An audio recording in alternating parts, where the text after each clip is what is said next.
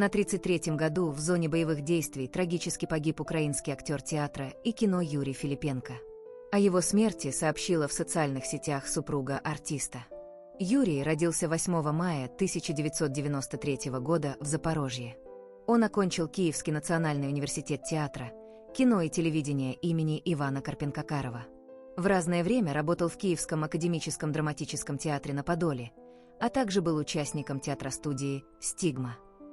Помимо работы на сцене, Филипенко активно снимался в кино и телесериалах.